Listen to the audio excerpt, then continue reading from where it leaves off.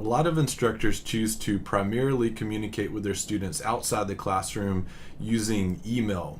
And if you're at a college, chances are you probably have an email that's been provided to you related to or associated with whatever your school is.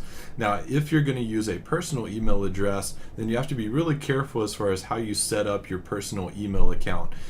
You need to choose an address that sounds somewhat professional, meaning it's got basically just your name in it, your first name and your last name, at something.com. It doesn't really matter who hosts your email, but it needs to have at least your first and last name in it and sound somewhat professional.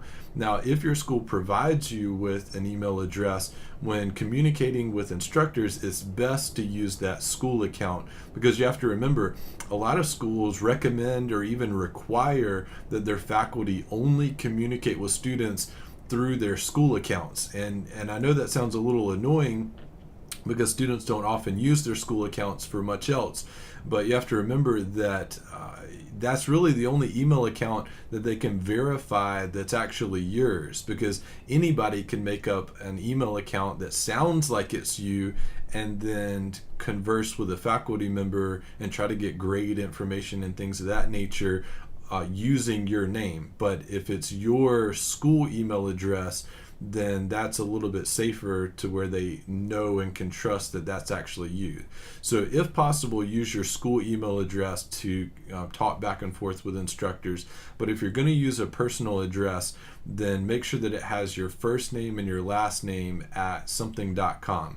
So for example, if your name is John Smith, ideally you would like to get an email address like johnsmith@gmail.com. That would be ideal.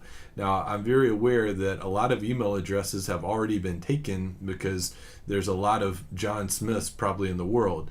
So you can alter this slightly but still keep this same feel.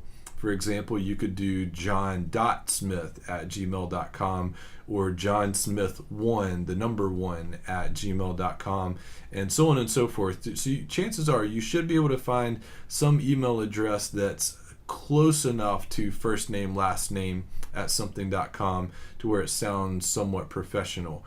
What you absolutely do not want to have is an email address that maybe you got back in high school or middle school that is just very unprofessional sounding. So for example, maybe John likes to surf. Well, he would not want to get an email address like surferguy95@gmail.com. And what's really tough about this, and I totally understand this problem, a lot of students will get an email address many years before, when they actually need it for a professional purpose, like emailing an instructor.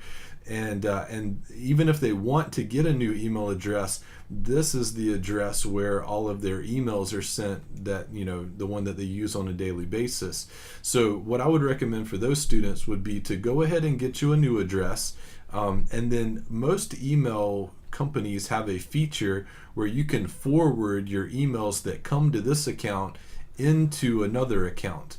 And so get a new email address like johnsmith@gmail.com and have your surferguy95 emails forwarded to your new address so you don't miss anything. But this is the one that you're going to want to give out to, for example, jobs that you apply for, or even summer jobs. I mean, there's really nothing too small that you would not want to use this account for. But especially as you progress past college and try to get a career type job, there's no way you should ever use an email like this when applying for some professional job. And so these habits start early, even in college. And so you can think of college as the bridge between the high school world and the professional working world. You need to start doing things in a slightly more professional way. And under no circumstance should you ever have an email address that has anything profane in it, or anything referring to drugs or alcohol, or anything racial in the email address. Under no circumstance.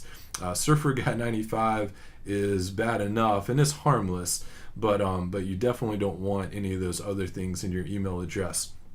And you'd be surprised. I teach math on a daily basis, and I get emails all the time. I've had emails with all of those things that I've mentioned in the email address, and it just looks tremendously unprofessional from a student. So anyways, just if you're going to get a personal email address, make sure that it sounds professional and it just simply has your first and last name in it. But ideally, if you're, especially on the college level, ideally you'll want to use your school provided email address when talking with instructors.